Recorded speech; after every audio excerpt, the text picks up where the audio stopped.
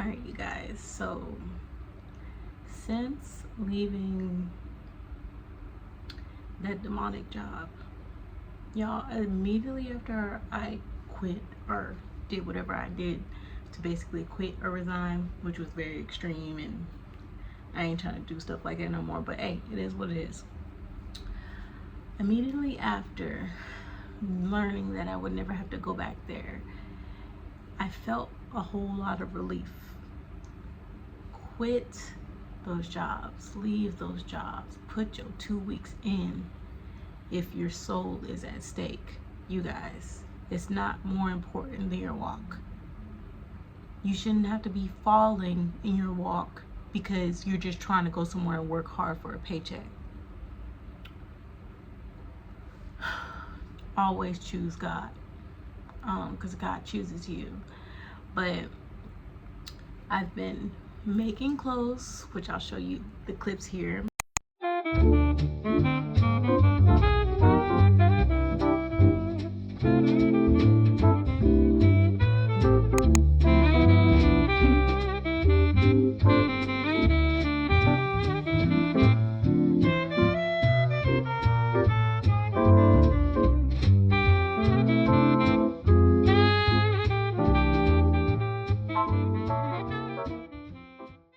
I've been, and I want to say something about that.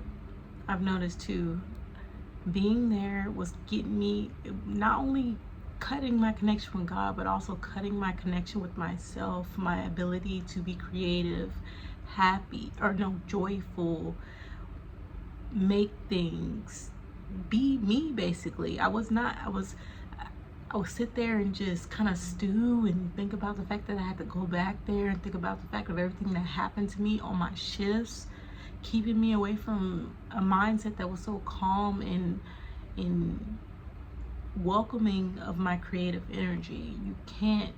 I can't create in chaos. So I've already made a few things since I've been out of there, and it's only been 2 days. It's so crazy. Oh, and on top of that, also didn't even realize that towards the end, like, I told myself I wasn't gonna drink hard alcohol no more, just champagne, because I do like champagne. I prefer champagne over wine, and was drinking hard alcohol and didn't even realize that that's what I was drinking. Like, yes, I was only drinking 2 days a week because that's my process right now. That's what I'm doing right now. But the fact that I didn't even acknowledge that I was drinking hard alcohol like that, and I've already started like my switch back to champagne, like, just, there's so much that you become oblivious to because your mind is so cluttered with everything that's going on in a place that you spend. I wasn't even spending a majority of time. I was making good money, so I was only part-time, working 3 days a week. But after my 3 days a week, my week was so ruined that I was recovering the other 4 days. So it's kind of like they took my 7 days a week, basically. I was going through hell 7 days a week, and I wouldn't recover until like one day or the day before that I would be going back up into that place. So leaving place is another thing I was like meditating on with God, and he's just like, I know you're not perfect on this walk, you're not doing everything perfect. And then on top of that, a lot of things come easy to me. I'm very creative, I'm very smart, wise, pick up on things easily, multi-talented. And on this walk is bringing to surface things that are hard for me that I need to be better at, And I'm not gonna tell y'all the things, but God's just basically in my ear saying, just do your very best every time, and acknowledge that this is even harder for you because things usually come easy for you. And I've brought to surface what is actually, like, what is truly deeply hard for you to truly change you. So just do your best every day.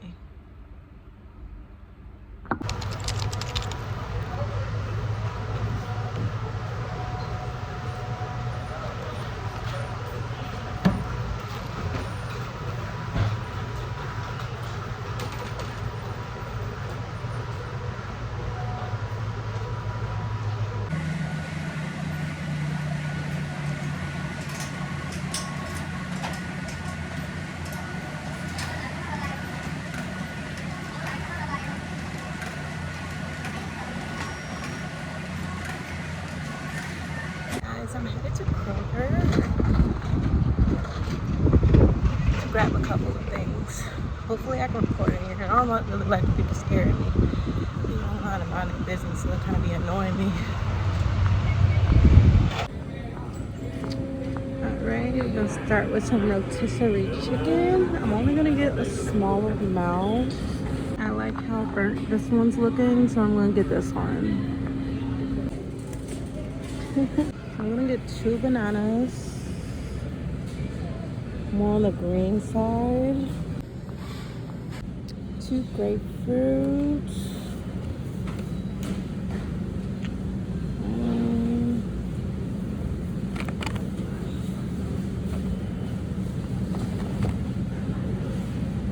and they're 2 for $4. That's crazy, but I really like them. 2 avocado, 1 tomato. Alright, and some black beans.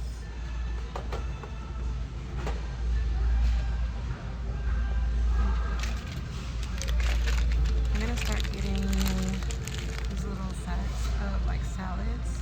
It's like 250 calories. I'm gonna probably eat it in one day, but I may break it up into 2 days. Everything I'm getting right now is for like 2 days.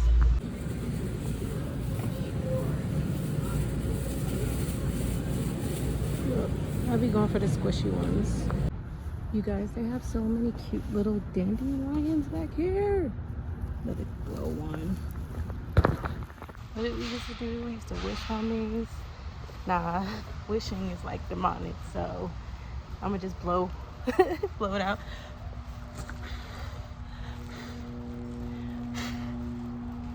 Isn't it so fun, like, when you do things from like your childhood, or you remember things from your childhood and it gives you that childhood feeling? Like, are we supposed to be really adults? Are we just supposed to be mature?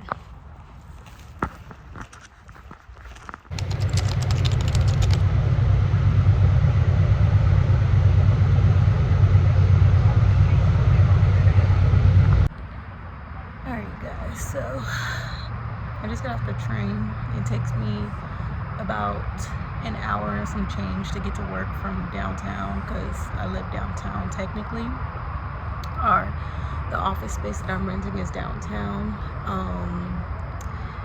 Today, like in my office after I went to the gym, I know that they be watching me on the cameras, the security officers that be there, and there's one security officer, she's been like watching me because like I'll come in with like a grocery bag, like I'll just have like one bag, and of course, like, you know, you can't knock her for doing her job or whatever. I just know that me personally, if it was me, I wouldn't care as long as the person wasn't causing no trouble. But I know other people, you know, you never know what their policies are, you never know what management is telling them to do type stuff. I'm sorry if you guys hear that bell in the background. I'm at the train station still waiting for my Uber.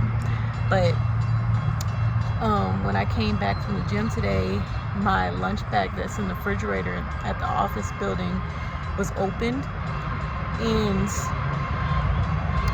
there do be homeless people in that office or whatever that be coming in there using the restroom, coming in there using the microwave and things like that. So like I have the possibility of them going through my stuff, taking my stuff. But the thing is, when I came back and my lunch bag was just open, I already knew that she was watching me on the cameras when I came. And it's just like, if a homeless person went through your stuff, why wouldn't they take something? Oh shoot, I don't even know if something was taken. I haven't been in there so long, but like, I feel like nothing was taken. It was just open. The kind of like scare me. There's just a lot of things they've been doing to kind of scare me. Like, oh, I want to get out of there so bad. And God's just been in my ear to basically, he's been in my ear telling me to be more transparent on my walk. There's this, like, I follow a few people that are very transparent with their walk, transparent with people around them, and it's just like, how are you going to get help from people if you're not being transparent with what you're going through? And like, even like that job that I just left, like, they didn't even realize like why I'm so quick tempered, not even quick tempered, because I let a whole bunch slide that they did to me, but why I'm so reserved. You know, I'm not just a pretty face that's just out here. Like, everybody thinks I'm bougie. Everybody thinks that I'm got it all together, that I got money and things like that. I guess because the way I hold myself, but it's just like, they have no idea, like, no, I'm going through the trenches right now, and you're trying me because you got this thought of me because of the way I look, but that's not my situation at all, you know? And God's just been in my ear to be more transparent, and I've seen a couple of people that's been more transparent with their walk, and that's how you get help. Like, God can't send people to help you if they have no idea what's going on, and also if you're not asking for help also.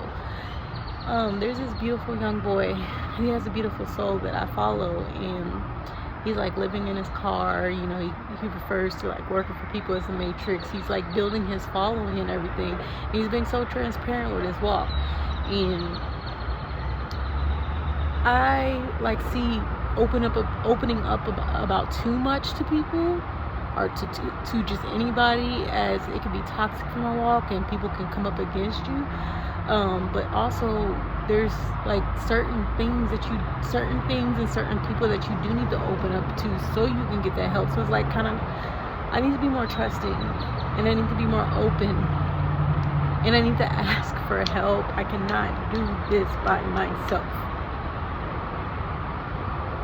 I don't know, like, it's just so much easier for me to just go and be like, oh no, I'm gonna do it by myself. Oh, I'm gonna try. Oh, I'd rather stay in an airport under a stairwell rather than asking anybody for help, rather than going to a homeless shelter. And so there's some things that he put on me recently, like, closed mouths don't get fed. Ask. The worst they can say is no. You know? So that's what like my current situation is, and I'm like also praying on it. Oh my gosh, y'all. Like, praying on things is so simple when like things are not the trenches. Like, when you're praying on things that you absolutely need type stuff, and then believing in your prayer, like, the heaviness on your heart is, oh my goodness. And you gotta still stand 10 toes down and believe in that prayer and know we gonna get you. You know, because it's like, even going through these trenches, it's like I sometimes I'm like, I don't really feel like you've had my back. Like, you allow me to stay. Like, I ain't got no shelter, but it's just like, technically you have had a safe shelter every time, and he's also tried to like lead me out of these places, and I've been staying in these places way too long because of my stubbornness, because of my just, when I get into something, I kind of just like sit in it until it's unbearable, and I have to like strong arm my way into another situation type stuff. And then on top of that, like, with God, like, when he's helping you, like, it's such a scary situation, because it's like, it's fear right before the breakthrough, because there's things to be learned, you know, trust to be gained in him, and that comes in a certain type of way. It comes out of the trenches of the situation.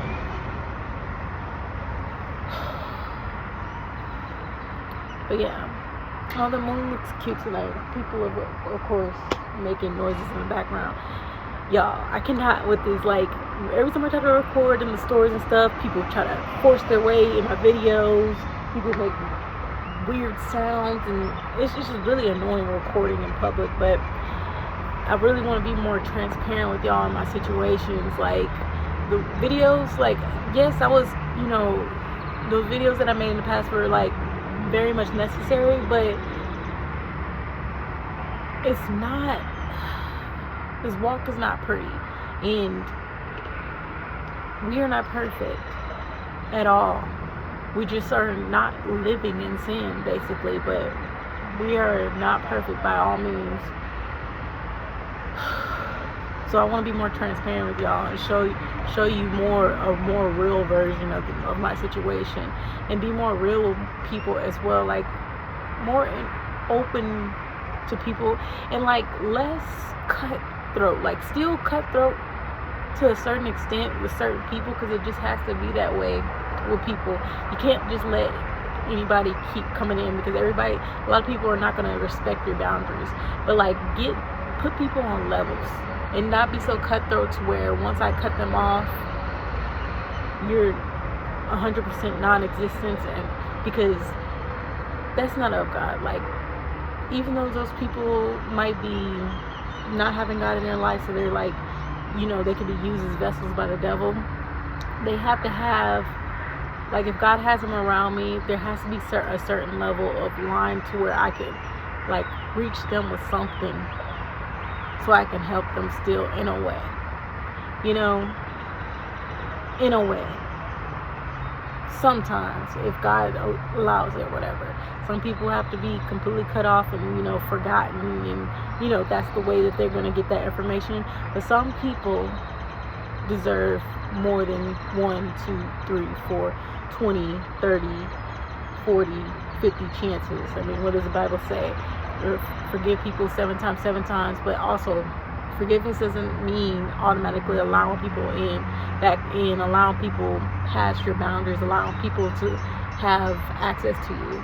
So it's that I really have to base it off of what God is directing me to do with that certain person in that certain situation. But me, I'm trying to cut off everybody, not letting nobody have access to me, and that's not the way either.